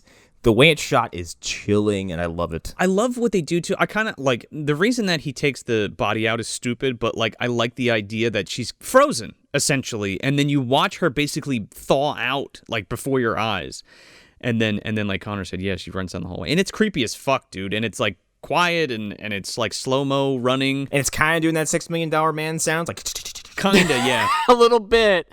I guess that is a good argument for it to happen. I just, from the logic of characters doing stupid things, it jumps out at me. But yeah, I got to agree, that scene is really well done. It's a contrivance to set up a really good scare, so I'm kind of okay with it being there. And the makeup specifically on this vampire is really, like, well done. Yeah, this is kind of the movie was like, hey, remember the fact that when we said this was a horror movie? Well, we're going to remind you of it, like, right now. Yeah, basically. I mean, the back half of the movie, like, other than maybe, like, the last 5 minutes, like, it's pretty intense. Yeah, it's pretty, and it's played straight for sure. But then we cut to Blacula getting his fucking dick wet, and then he's like, okay, I got to leave because the sun's coming up, bye. That's not weird or anything. Oh, she knows he's a vampire. He's like, look, when the time's right, I'll turn you into it. And you guys, it won't hurt or anything. It'll be fine, okay? You don't have to choose now. We got all the time in the world. They interviewed Tina later. They're like, did you really believe when he said vampire? She's like, no, I thought he meant, like, you know, rich or something. Like, it was a metaphor. I thought he was going to take me to Europe. I don't know. I thought he just owned land. The cape, the fangs, none of that, None of that rang a bell for you? The fact that he told you he's a vampire and was transformed by Count Dracula, none of that. Yeah, how about the ice-cold body on top of you? Yeah, I just thought he had money. I do like that Dracula here, when he's kind of in his dressed-down clothes, he just has a black tank top on. I just thought that was kind of hilarious, that 1780 Blacula has a fucking tank top on. Maybe he got one from now. Who knows, you know? Yeah. It keeps me warm under my thin shirt. I like these modern clothing techniques you have. Stole it from one of his thralls that he created. It keeps my chest warm, but my arms feel breezy. It keeps my nipples from getting chafed from my dress shirt. What, that's never happened to you before? Okay. So this is about the time when Dr. Thomas just decides, okay, I guess I got to take on that Van Helsing role a little bit more seriously, and grabs this, like, Belmont-ass fucking cross that he carries around the rest of the movie. This, like, foot-tall cross, this metal cross. Oh, dude, he definitely needed a whip to get that out of a fucking candle. Yeah, right. But yeah, he gets to the precinct in the morgue like an hour later. Sam's long dead. Right. And Juanita's like just sleeping on a bed. Right, and that's what causes him to then, ramp up with the fucking, the holy water and the crosses and everything else, because now he's got to go to war against a vampire. It's pretty cool, man. She jumps out and starts fucking busting ass, and he, like, gets her with the cross, and then, like, opens the shades and hits her with the sunlight. Yes, I love it. The only thing I didn't like was that, like, she doesn't smoke or anything. She just kind of falls down and dies. Yeah, I think that's just the budgetary thing, 100%, though. Sure. Yeah, it's like sunlight causes cardiac arrest in vampires, I suppose. Question mark. I guess you could make an argument that a little dry ice might not have cost that much, but hey, we got what we got, and I'm okay with it. Yeah, man. And then we're fucking jamming out again back at the club with the Hughes Corporation for part 2 of the music video. Mamuwalde shows up to see Tina, and he sits down with Michelle and Gordon knows full well that he's a fucking vampire at this point. Right? He killed Billy, he killed Juanita, and he's got a really good idea that Mamuwalde is like the the main vampire, because he's like, hey, how you doing, Mamuwalde? Hey, let me ask you a question. You like the occult? Yeah. Mamuwalde's like, yes, I find it fascinating or whatever. Okay, yeah. Okay, I have to comment the fact that, like, Mamuwalde is, like, he walks into this trap and just gets snared, like, 18 times. He doesn't give a shit about any kind of evasive answer. He's like, you like the occult? He's like, love the occult. It's like, what about vampires? Love them. They're the best. They're the greatest. I love them. I have no bias towards them, whatever. And then he's like, do you believe in vampires? And he's like, well, do we not believe in the devil? Wink, wink, elbow, elbow. Yeah. And he goes, what about devil worship? How do you feel about that? And he's like, well, great power must come from somewhere. Also great responsibility. Uncle Ben's behind him just raising a glance, like... Gives him a thumbs up. I mean, traditionally speaking, I mean, Dracula or vampires get their powers from some, like, satanic shit or some kind of equivalent more times than not. No, yeah, well, deep vampire lore at the core, yeah, they're technically the undead driven by hell and or Satan or whatever. Same with werewolves. I've always taken it as, like, it's not strictly an influence of hell, the devil, but, like, it is unholy and goes against the face of God. Like, it's... Sure. It's not quite... for the one thing, but it's very much against the other. Yeah, but that's what I'm saying. Those old-ass legends are specifically about that, especially, like, even in werewolf lore, like, making a deal with the devil, and that's your curse, But, yeah, man, he's just like, oh, yeah, totally, vampires rule, the occult is awesome, I love being evil. I love it. I live next door to Jerry Dandridge. Yeah, like... I'll take a Bloody Mary. I'll take a Bloody Mary. I don't drink wine. What do you think of sunlight there, Mum? I hate it. Can't stand it. Can't stand 1 second of it. Don't like it at all. What about crosses? Hate them too. Why do you ask? Why don't you have a sip of water? I'll decline. Skillet, meanwhile, while he's going on and getting grilled by Gordon, he's like, hey, where's that camera girl? I haven't seen her lately. I gotta get her number. They're like, yeah, we haven't seen her around. And that Blacula's like sweating bullets. Like, yeah, I don't know about her. Yeah, no. Oh, Tina, by the way, again, here's a scene where maybe a close-up on the eyes or something would have indicated something to us, the audience, but no. It's just implied that he uses some kind of hypnosis on her to follow him. Kind of. That's how I read it. Mamuwalde's like, hell of a storm. Well, we gotta go. And then Gordon's like, that was really fucking fishy. I think I'm going to go over to that waitress's house and investigate. Yeah. Well, he does go there, and, like, again, Blacula just leaves the fucking body there. Like, the house is a wreck. He does not give a shit that he is just going... There's no body. They're all gone. Yeah, that's a good point, actually. But I'm sure he just finds the wreckage. I didn't even think about that shit. Yeah. Regardless, he's like, oh, shit. And I think... he finds the negative. He finds the negative, and he's like, oh. Yeah, Michelle's like, oh, where the fuck are my birthday pictures, by the way? And he's like, I guess that's why I'll go over there to ask her where the pictures are. And he finds the negative. He doesn't find the developed photograph of all of them sitting at the table. I like I said earlier, I was waiting for that. Right, but he finds the negative of Tina and the non-existent Mamuwalde in the photo. And then he's like, son of a bitch, proof. I'm going to take a guess and just say they forgot to take the picture without him sitting there, and they had the other one because it was in the script, so they just kind of ran with it. This will be our Chekhov's gun. And they just forget about it. So I think there is a confrontation here where Gordon runs out and has a confrontation with Mamuwalde and like... Well, he does just quickly drop off Michelle at Peter's house, and basically their wives kind of bunker down with the fucking Richter Belmont cross. Yes. While the pathologist and lieutenant hit the road to go after the vampire. Oh yeah, man! Kick up that bloody tears. Yep. Oh fuck yeah.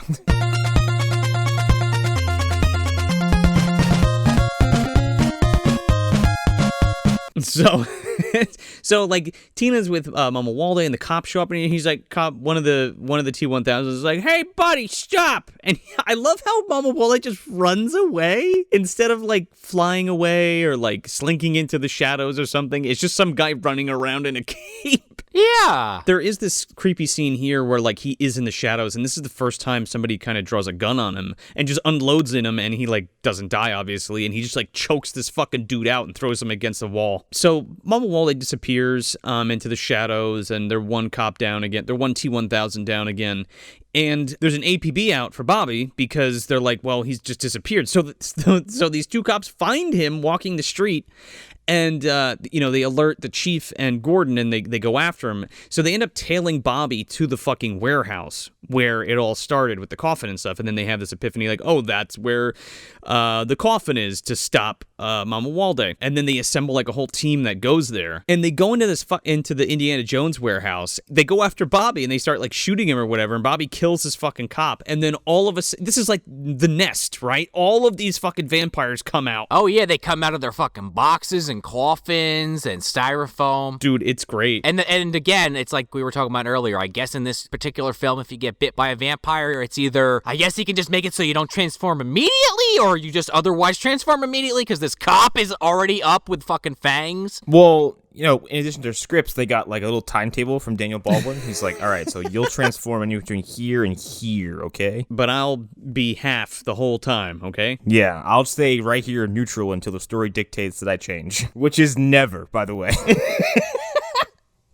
I love it, too. Just to carry that fucking Castlevania reference, dude. They start throwing oil lamps at these vampires and setting them on fire. It's fucking amazing. What the fuck? Yeah, and they have an infinite amount. Like, they just keep pulling them from nowhere. Well, like Joe said, like Castlevania, they're basically like the holy water vials you throw at fucking monsters. Yes, exactly. Yeah, they're like consumables. But like they're not lit. If you just threw this at these things, I just assumed they would just break and get some fucking oil on them. No, they literally explode like Molotov cocktails. They are combustibles. Like, they just throw them and things burst into flames. Oh, my God. And these thralls are walking around on fire, just bursting into flames, like in these horrid images. So good. It's kind of a cool sequence from an action stunt perspective, because, like, a lot of these people are doing full firewalks. Yeah. Oh, yeah. And they're using, like, lots of big flaming sections of the set. Like, it is very impressive. It's a huge action sequence, like, right here. We lost part of the MDU museum or warehouse in this fire, unfortunately. Yeah, what do they burn down in there? What did we lose? Probably a few episodes from the first season, and unfortunately. This is like Rome when they burnt those fucking libraries. Yeah. All of the Rawhead dead is gone. It's in the basement. Yeah, where his altar was. Yeah. No, it's where the basement was where the little shard was for the glass. Yes. Go listen back to that first episode if you want to know what the fuck we're talking about. This is some deep cuts here. The fucking the time turner from fucking Turtles 3 was there. It was a whole thing. Oh yeah. So one of the cops that the chief, I guess, was like friends with is a vampire now. So he's like walking towards him and Gordon, and he has one of the fucking holy water, well, not the holy water, the fucking lamp vials. And Gordon's like, throw it at him, throw it. And then he's like hesitating. So Gordon finally takes this and just nails this guy in the fucking chest, like point blank, and he just bursts into flames. It's awesome. Slam cut to like a church tomorrow. They're like, where'd all of our holy water casks go? Like, we had a whole box that was supposed to be here today. You even know what happened to those? I love how like these things are basically priceless antiques that Bobby and Billy like were keeping in this place, and they're just smashing vampires with it. Explosive fucking lamps from 1780, I guess. Oh, you think they were blessed oil, you think? Maybe. You never know. Maybe, after Dracula was killed, they could have blessed the entire place. Well, they kind of do. They bless it with fire because it burns the fuck down. They christened it with fire. Yeah. Kind of lines up for me now that you put into that perspective. So after they nail that cop, one more vampire comes out and Gordon hits this thing with a shovel, breaks it over its fucking head, and then stakes it on the ground. It's fucking cool. Gordon gets really stab happy at some point in this movie, like right around the graveyard sequence, and then he's just like, I am a fucking vampire slayer. Like, oh yeah. So they slam this giant metal door to keep all the burning vampires inside so they die. And Mamuwalde comes up and he's like, hello, gentlemen. Looks like you found my nest. Well, fuck you. You'll never find me or my coffin. Bye. Good job fighting all of my putties. So he turns into a bat and flies away, and the fucking police chief has a fucking bird, man. So the chief fucking shits his pants, and Gordon and Michelle go to see Tina to try to get her to help them find Mamuwalde's coffin. And she's like, I can't, I love him, or whatever. She's like, what do you mean you love him? And she's like, I can't. She's like, what do you mean you can't? He's killed police officers and civilians. I'm in love. What if it's us next? She doesn't help them. And now there's like a giant ruckus outside, a crowd of people because this fucking warehouse is going up in flames. And Mamuwalde's on the fucking rooftop like Batman, and this is where he like beckons her to come out of the room because he like breaks through the window as a bat and then like mind controls her, and she ends up like going downstairs and walking to find Mamuwalde. And then they kind of how the fuck do they track him down actually? Well, the chief is smart because like they realize that Tina has kind of slipped out, and he knows that she's going to see him, so they just like back off and like let her lead them to him, basically. Oh, right. Yeah, and he basically sets up police on, like, almost every corner, and then as soon as one of them spots her, they basically are like, oh, we found her, and they all beeline to her location. Yeah, they track him to, like, this big chemical plant or refinery or some shit. They track them to the end of the Incredible Melting Man, okay? Like, on the other side of the complex is Dr. Ted Nelson chasing around his friend who's dissolving, okay? This whole end feels like a tale. Are You Afraid of the Dark, or like Tales from the Dark Side episode? Yeah, a little bit. I mean, I will say, like, this, outside of Michelle screaming in the grave sequence, this whole climax has one particular shot that knocked me the fuck over. I was laughing so hard. So there's some funny scenes in this, but there's some fucked up shit that happens in these scenes. Yeah. Oh, yeah. Yeah, well, especially given, like, I don't know how, like, because I thought the whole mission was like, oh, track Tina, we're gonna get the vampire. Someone was like, cool, track the vampire, shoot Tina, I got it. Yeah, what the fuck? I literally, like, for, I don't know, I'm not going to say a minute, but, like, a good 20 or 30 seconds, I was literally, like, just saying, what the fuck? Yeah. What the fuck? What the fuck, you fucking, like, I hate this cop. Like, he just shoots Tina as she's running away with Blacula. I'm like, how the fuck you fucked this up, man? Like, you just fucking killed her. Yeah, kills her dead. Yeah, like, they're running down this hallway, and, like you said, it's like a chemical factory. Like, honestly, I was wrong. It's not Incredible Melting Man. Like, this is the opening of Batman. It's Ace Chemicals! Yeah, Jack Napier's being dropped into a fucking thing. The Eckhart's like, think about the future. Blah, blah, blah. He's getting shot. They're running down this hallway, and this cop, like, he doesn't even give, like, a really distinct warning. He's like, hey, what's up? And just goes, like, three-quarter stance, bang, just shoots Tina. I don't think he even says anything. He just opens fire on them and shoots Tina. And then he gets his fucking shit rocked. Oh, yeah, Blacula's not having it. This time, he actually eviscerates the guy. He fucking throws them all. He's smashing them into fucking pipes. He Palpatine's the son of a bitch. Oh, yeah. Yeah, he's giving him James T. Kirk overhead hammer fists. He's backhanding him, throwing him into pipes. Skull cracking his ass. But then he ends up biting Tina to save her. He's like, well, we were going to do this a different way, but since you're dying, here we go. And then he bites her and turns her into a vampire. Had to scrap the old plan. Here comes the new one. Wasn't counting on getting shot. Here you go. Wasn't counting on the police officer shooting you in the back. Oh, no. So all the other cops get there, and now that he had to kind of turn her into a vampire, he's pissed. So he kind of announces to them all, I'm not going to let any of you get away. You're all going to die. This is so great because now you got to understand, too, like Marshall has like this booming regal voice. Oh, yeah. And it's just like, listen up, motherfucks. You fucked my shit up and you couldn't just leave me alone, so guess what? Look around you, because this is your fucking tomb now, motherfucks. Yeah, like, he has the voice where he doesn't even need, like, an amplifier. Like, the acoustics of this building are just enough for his voice to just carry this giant message of doom, and it sounds amazing. He's, I saw the wiki, he was known for his bass voice. Like, he had this very distinct sound. Mm-hmm. It's really excellent. And then he travels around this chemical plant and just uses the power of pro wrestling to beat the shit out of all these cops. It just, like, he sneaks up on this one dude and it just cuts because he throws him into all his electrical equipment and he just explodes. And then Blacula's climbing up a ladder like, like, yeah, he's pressing people, like, through, there's, like, random pits in this in this fucking chemical plant. And then he makes his way upstairs and this guy shoots him again and he like smacks him into a wall and then fucking just picks him up and throws him over a fucking balcony. Yeah, well then my favorite one is like, it's a shot of like Blacula on like an elevated plane, like this catwalk, and a guy coming towards him at a lower level, one of these cops, and this cop has no idea what's about to happen.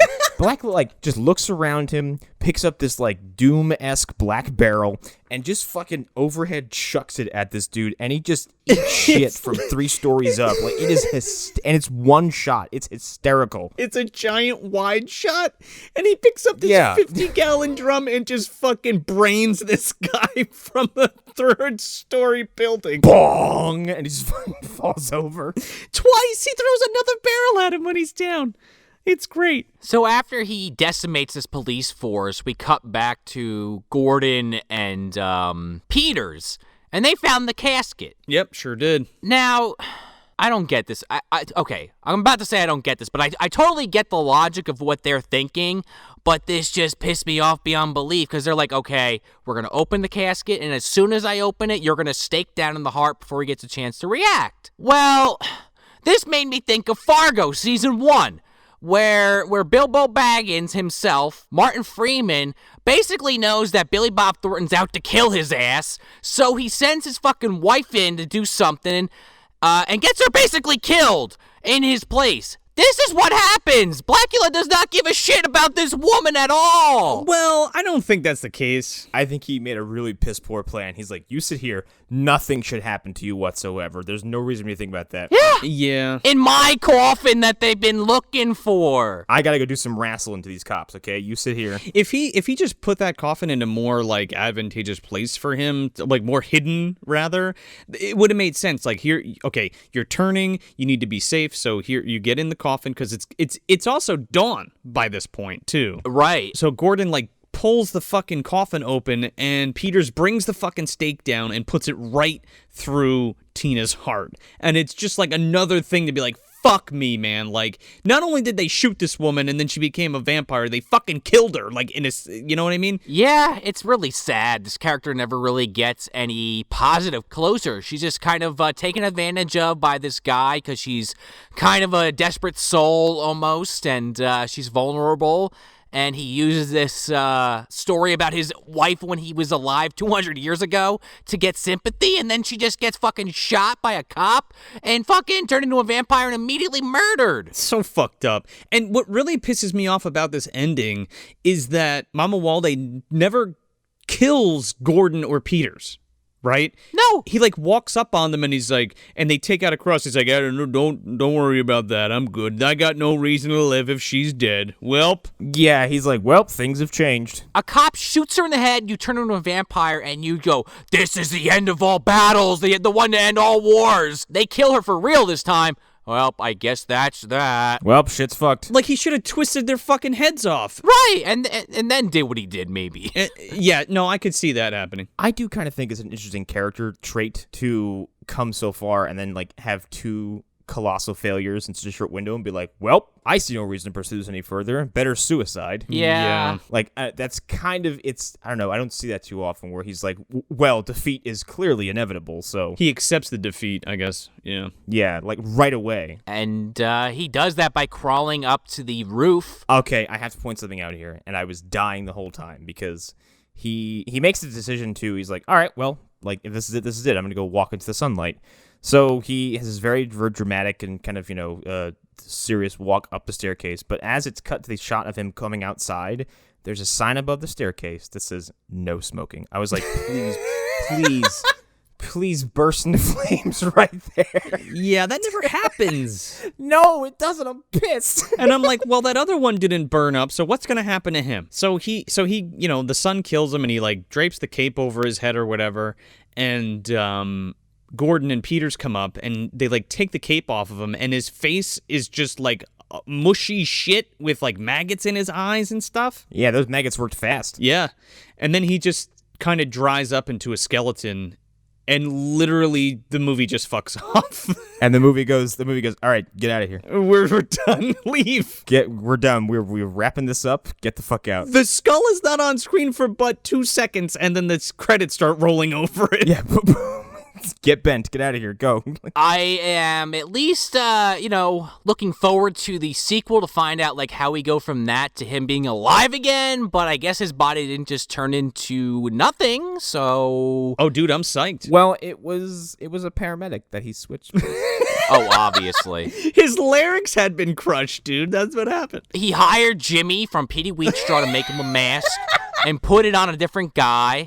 Okay. He's an expert at that kind of thing. What you're going to do is go over to these cops and then tell them that you're good and then go upstairs. And then, just die. Make sure you mention you got to do a meditation. A deep sleep, otherwise they won't believe it. Yeah, and then the real Blacula goes over to Jamie Lee Curtis in the asylum, and they have their final standoff. Am I thinking of a different movie? Maybe I think of a different movie. Yeah, I think so. Okay, could be wrong. I don't know.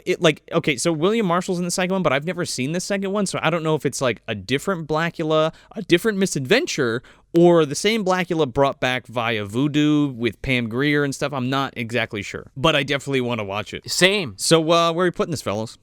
Shelf. This was a delight. Okay, it's a little slow in the middle. Like, it kind of feels longer than it did at some points. Because it does kind of, like, there's a little bit of a section where it's kind of like, what are you doing? This feels kind of like wheel spinny. But everything surrounding that is really good.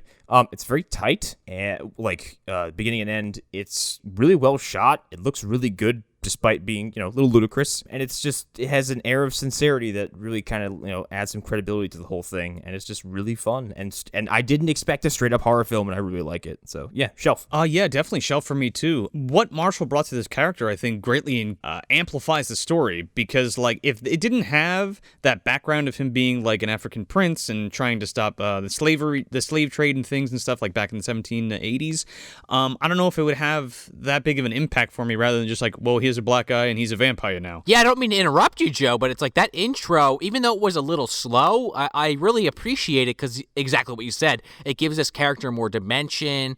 Because the movie could easily have just opened in 1970 and they're unloading this fucking boat. Yeah, and he could have just had that little stupid lore dump later, which he does, but it's a lot more effective to see those events actually play out. And again, it adds a level of weight to the story that I think if you're going to do this, it totally needed. And yeah, it's great. It's a ton of fun. It's a really good, well put together horror movie, vampire movie too. And again, especially dealing with specifically Black and African American themes and all that kind of stuff, and bringing that into rolling that and folding it into the lore of Dracula is pretty fucking awesome. I kind of love that. And yeah, the movie itself, like Connor had already said, it's shot really well, and the lighting is really fucking good in a lot of scenes. And it's very moody and atmospheric, and it doesn't feel like an exploitation movie. It feels like it's from the 70s for sure, but it doesn't feel like that gritty kind of feel like we saw with Coffee or Petey Wheatstraw. And again, it takes itself very seriously for the most part. I feel like there's not a lot of comedy, and when there is comedy, it's kind of off the mark. And I don't care for those portions of it, but this fucking movie grooves. I love it. Shelf. Yeah, I don't know if I go so far as to say I love it, but it's absolutely a shelf movie without a doubt. I enjoyed most of this film, but I got to agree with Connor. There's definitely a portion. I would say it sags a little in the middle, but once we kind of get a little heavier into the police aspect of it, if that makes any sense, the part of the story where Thomas and Peters are starting to put it together, and now the heat is on Blacula, I feel like it becomes a lot more interesting for me. Just that also the love story. I get, again, it's kind of riffing on that age-old Dracula trope. But I felt like it was a little shoehorned. But other than that, I mean, those sound like big nitpicks coming from me, but they're really minor things in the long run. I like this movie a lot, and I'm glad it was played straight, and it absolutely paved the way for other movies in the future. And, I had said a little bit earlier in this episode how I wonder how horror, and I guess maybe just films in general, people looked at this film and kind of cherry-picked ideas or, maybe even stuff this movie was influenced by. But I could imagine this had a huge impact on the film industry, especially being, the first black actor playing a vampire, or Dracula specifically? The first black vampire in film, and it's touted as the first black horror movie. That's pretty impressive. Yeah. A hell of a fucking way to kick it off. Like, think about it that way. You set the bar pretty high. So I guess after all that said and done, this is definitely a shelf movie. Yeah, man, it's a great flick. So yeah, make sure, we got a bunch of stuff came out this month, okay? We got more stuff coming up for March, but you should have enough to tide you over for the moment. What do we got? We got that My Bloody Valentine 3D commentary, if you haven't heard that one. That's Patreon only, and we have a book to the movie that's also Patreon only. Raise it back. So you might want to go sign up for that. It's only $5, right? You get those bonus episodes and commentaries. Yeah, we got a brand new series out called Talks from the Dark Side with our good friend Chris Barr. And don't forget, we have 2 Patreon exclusives from last year. We have that first book to the movie, The Frankenstein Unbound, and the Gator Face commentary that are free to everybody now, so you can get those right in the main feed. And we will be releasing certain episodes later after they've premiered for Patreon members. But if you want to get it now, you want to get that stuff now, pay that $5, get that stuff right now instead of waiting a couple months for that. And then, of course, you obviously get some perks for being on the Patreon, some behind-the-scenes stuff, and maybe some early previews of things we're working on. Early previews, you get some sticker packs, you get some T-shirts. With that $10 tier, you get a T-shirt and a pin. Yep. And for no money at all, you don't even have to sign up for the Patreon. You know what really helps us out? Go to the Apple Podcast, leave us a 5-star review and of the show, if you dig it, because you know what? That helps us get into the eardrums of more people and, spread that love around, spread that garbage around, you know what I'm saying? Spread that dump. Yeah. And if it appeals to you, we always try to shout out the reviews because we do appreciate it. So if that gives you a little extra incentive to leave us some kind words, we do really appreciate that. And we always love to thank our patrons, especially on the show. So we'd love to give a shout out to Hunter Davenport, Brendan Lemune, The Autistic Gamer 89, Christopher, Jacob Chavez, Leonardo, Roberto, Talavera, Barocio. Count Gorlami. What is man? What is Gorlami? What is Gorlami but a box of secrets? Yeah. Amanda Tweed, Joe Has a Mustache, Dustin Elkins, Nick Lowry, Dalton Bell, Serge Murillo, Matt Collins, Lucio Fulci's Butt, Julia Lockwood, Kyle McDonald, Nicholas Walters, Justin Kiefer, Daniel Perhaps, Jacob Fonsbeck, Patrick Farmer, Tony from Hack the Movies, CB Smith, Arlen Haro, and John. Thank you all for your support. Absolutely. Thank you for your continued support and listening to the show, supporting the show. So that's it. That's Blacula from 1972, directed by William Crane. If you want some more good, bad, and god-awful movie goodness, head over to MovieDumpsterPodcast.com and follow us on all of your favorite social media and streaming platforms. You can also head on over to our Patreon page and sign up for the $2, $5, or $10 tiers for monthly exclusive content, or drop by our merch store and grab yourself some non-committal swag. Yeah, and for no money at all, you can leave us a 5-star review on Apple Podcasts or wherever you get your podcasts to support your favorite show. I'm Joel Escola. I'm Sean O'Rourke. I'm Connor McGraw. Thanks for visiting the dumpster. Hi, what do you have? Make it a Bloody Mary. Mamuwalde, maybe you can help me. Are you, into the occult? Oh, it has some fascination. How about the, heavy stuff? Witchcraft, voodoo, devil worship. Well, we can't ignore what the world characterizes as the black arts, now can we? I think that there's some truth in all of it. I've come to that conclusion myself. What do you think of vampires? Vampires? I think they're possibly the most fascinating of all.